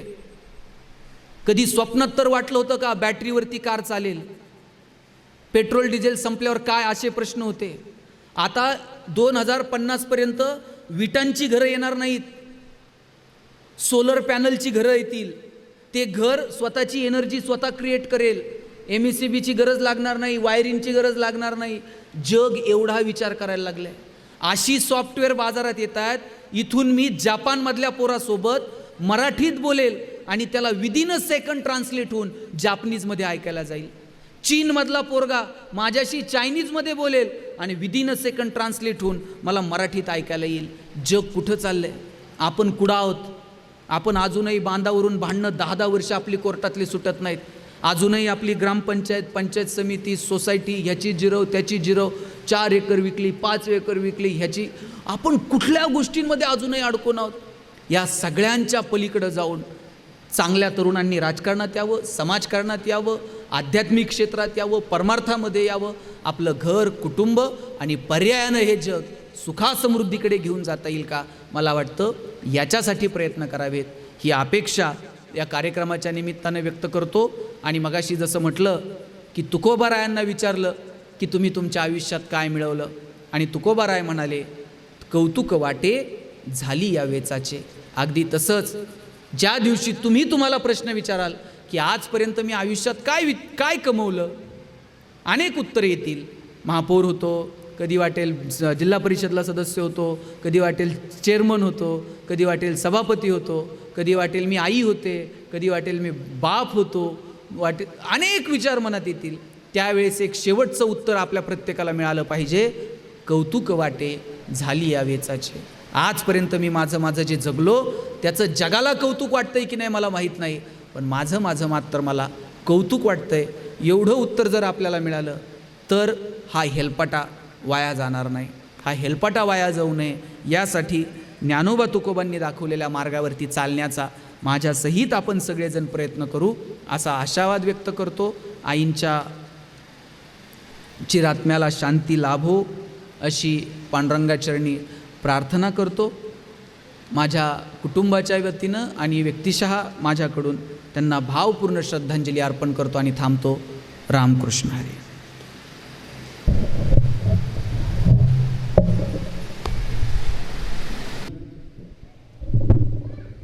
नानाभाऊ मुरलीधर निमसे यांच्या मातोश्री सुशीलाई निमसे यांच्या प्रथम वर्षश्राद्धानिमित्त आपण या ठिकाणी सर्व नातेवाईक, मित्र, आप्तेष्ट परिवार जमलेलो आहोत. आज या प्रवचनरूपी सेवेसाठी हरिभक्तपरायण गणेश महाराज शिंदे हे अतिशय चांगले असे शिवव्याख्याते आहेत. त्यांनी आपल्या निमशे परिवाराच्या विनंतीला मान देऊन या ठिकाणी प्रवचनरूपी सेवा केलेली आहे. मी त्यांचं या निमशे कुटुंबाच्या वतीने आभार व्यक्त करतो आणि या निमशे परिवाराच्या वतीनं त्यांचा या ठिकाणी छोटासा सत्कार ठेवण्यात आलेला आहे, तो त्यांनी स्वीकार करावा अशी मी त्यांना विनंती करतो.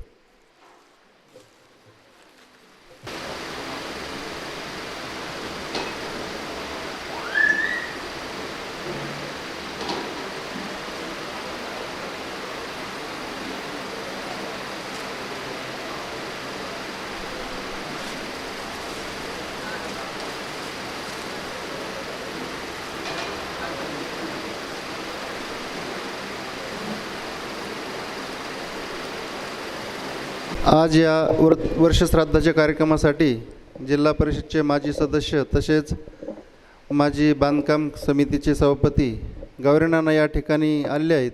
मी त्यांना विनंती करतो की त्यांनी उपस्थित सर्व नातेवाईक, आमचे मित्र व सहकारी नानाभाऊ निमसे यांच्या मातोश्री सुशीलाबाई निमसे यांना जाऊन आज 1 वर्ष झालं. त्यांच्या वर्षानिमित्त श्राद्धाच्या निमित्ताने जमलेले सर्व बंधू भगिनी, माता गेल्यानंतर जे नानाभाऊला व इतर निमशे परिवाराला जे दुःख झालं होतं त्या दुःखातून बाहेर पडण्याची परमेश्वर शक्तिबुद्धी देवो, मातेच्या आत्म्यात चिरकाल शांती लाभो, सद्गती लाभो असं मी माझ्या कुटुंबाच्या वतीनं त्यांना भावपूर्ण श्रद्धांजली वाहतो. आणि आमचे जुने सहकारी मित्र गणेश महाराज यांचे आभार मानतो या कार्यक्रमाला आल्याबद्दल. यानंतर महापौर वाकळे साहेब यांनी श्रद्धांजलीसाठी पुढे यायचे. सुशीला मुरलीधर निमसे यांच्या वर्षश्राद्धानिमित्त आज हबप गणेश महाराज शिंदे यांचं अत्यंत चांगलं असं प्रवचन सांगितलं आणि त्यांनी आपल्या प्रवचनातून आपण कसं वागावं, माणूस किती जागला त्यापेक्षा कसा जागला हे महत्त्वाचं आहे असं अत्यंत चांगलं असं प्रवचन त्यांनी सांगितलं. महाराजांना खरोखर धन्यवाद मानतो. आपण आपल्या वाणीतून चांगलं प्रबोधनपर असं आपण सांगितलं आणि निमशे परिवारावरची 1 वर्षापूर्वी घटना घडली त्यातून सावरण्याची ईश्वर त्यांना शक्ती देव अशी ईश्वरचरणी प्रार्थना करतो. मी वाकळे कुटुंब भारतीय जनता पार्टीतर्फे अशी भावपूर्ण अशी श्रद्धांजली अर्पण करतो. थांबतो. पाहण्यासाठी कोणाला यायचं असेल या पुढे. ज्यांनी आमच्यावर अनंत उपकार केले ते निमशे कुटुंब यांचे आम्ही ऋणी आहोत. महाराजांनी मगाशी सांगितलं का ज्यांनी आपल्यासाठी काही केलं त्यांच्यासाठी थोडी तरी कृतज्ञता दाखवा. आणि आम्ही घोरपडे परिवार, दारकुंडे परिवार आम्ही त्या कृतज्ञ पाळून आजचा हा वर्षश्राद्धेचा कार्यक्रम आपण पार पाडित आहोत. आम्ही त्यांचे शतशः आभारी आहोत आणि त्यांचे ऋण उतरवण्यासाठी आम्ही प्रयत्न जरूर करू. येणे वाग्यज्ञे तोषावे तोषोनी मज द्यावे. येणे वाग्यज्ञे तोषावे तोषोनी मज द्यावे. तोषोनी मज द्यावे पसाय दान हे. जे खळांची व्यंकटी सांडो तया सत्कर्मी रती वाढो. भूता परस्परे पडो मैत्र जीवांचे दुरितांचे तिमिरे जावो. विश्व स्वधर्म सूर्य पाहो जो जे वांछिल तो ते लाहो. प्राणिजात वर्षत सकळ मंगळी ईश्वर निष्ठांची मांद्याळी. अनवरत भूमंडळी भेटतू तया भूता. चला कल्पतरुचे आरव चेतना चिंतामणीचे गाव. बोलते जे अर्णव पियुषांचे चंद्रमे जे अलांछन मार्तंड जे तापहीन ते सर्व ही सदा सज्जन सोयरे होतू किंबहुना सर्व सुखी पूर्ण होऊनी ती लोकी भजी जो आदिपुरखी अखंडित आणि ग्रंथोपजीविये विशेष लोकिये दृष्टादृष्ट विजयी होवावे जी एथमनी श्री विश्वेश्वराओ हा होईल दान पसाओ येणेवरी ज्ञान देवो सुखिया झाला येणेवरी ज्ञान देवो सुखिया झाला येणेवरी ज्ञान देवो सुखिया झाला. हरि ओम. शांती शांती शांती. या ठिकाणी युवा नेते अक्षय पटेल कर्डिले आले आहेत. त्यांना कृपया विनंती करतो की त्यांनी या ठिकाणी मध्ये कैलासवासी सुशीलाबाई निमसे यांच्या प्रथम वर्ष श्राद्धानिमित्तानं त्यांच्यावर आणि निमसे कुटुंबावर प्रेम करणारे आपज्येष्ठ नातेवाईक मित्रमंडळी सर्व पाहुणे सगळे सोयरे समोर बसलेल्या सर्व महिला भगिनी तरुण ज्येष्ठ मंडळी सर्वांचे निमसे कुटुंबाच्या वतीने मनपूर्वक आभार मानतो. आणि आज आपल्याला सर्वांनाच माहिती की बाईंला आपल्यातून जाऊन 1 वर्ष पूर्ण झालं आहे. प्रत्येक माणूस जीवनात आला की त्याला कधीतरी जावंच लागतं. जीवन मरण हे आपल्या हातामध्ये नाही, पण आपण त्या जीवनात काय काय कार्य करतो हे नेहमी आपल्या सर्वांच्या लक्षात राहतं. आणि त्यांच्या अखंड जीवनामध्ये त्यांनी त्यांच्या कुटुंबाला सांभाळण्याचं काम केलं आणि एक कुटुंबात एक सगळ्यांचं पाठ राखण्याचं काम त्यांच्या माध्यमातून झालं आहे. आणि त्यांच्या मुलांना त्यांच्या नातवांना व त्यांच्या सुना असतील त्यांच्या नातसुना असतील त्यांचे नातू असतील यांना सगळ्यांनाच संस्कार लावण्याचं काम त्यांच्या हातातून झालं आहे. जरी आज त्या आपल्यामध्ये नसल्या तरी पण आपल्या सर्वांचं प्रेम हे नेहमी त्यांच्यावरती राहील आणि ते आपल्या स्मरणात शेवटपर्यंत राहतील.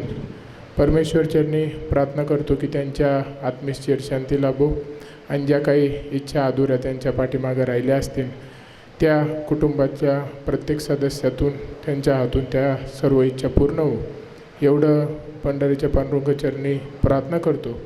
आणि आज आपल्या या निमित्तानं हरिभक्तपारायण गणेश महाराज शिंदे यांनी आपल्याला प्रवचनरूपी सेवा दिली आणि चांगलं मार्गदर्शन केलं. खरं म्हणजे या नवीन जमान्यात या नवीन काळात आपण त्यांनी दिलेल्या मार्गदर्शनाखाली चाललं पाहिजे आणि आपल्या जीवनाची वाटचाल केली पाहिजे. याच्यामध्येच आपल्या सर्वांचं हित आहे आणि नवीन तरुण मुलांना याची धार्मिकतेची गरज आहे. खरं म्हणजे त्यांनी दिलेलं ज्ञान ते आज तरुण आहेत आणि निश्चित ते आपल्या सर्वांना ज्ञान जे देतात ते योग्य आहे. तर आपण जीवनाची वाटचाल इथून पुढं त्यांच्या मार्गदर्शनाखाली करावा एवढं या निमित्तानं आपल्याला सर्वांना एक इच्छा व्यक्त करतो. आणि निमसे कुटुंबाचे आणि आमदार कर्डिले साहेबांचे गेल्यापूर्वीपासून एक चांगले घरगुती संबंध आहेत. तर निश्चित आज मी आमदार कर्डिले साहेबांच्या वतीने आपल्या सर्वांच्या माझ्या वतीने बाईंना भावपूर्ण अशी आदरांजली देतो आणि त्यांच्या आत्म्यास चिरशांती लाभो अशी परमेश्वरचरणी प्रार्थना करतो.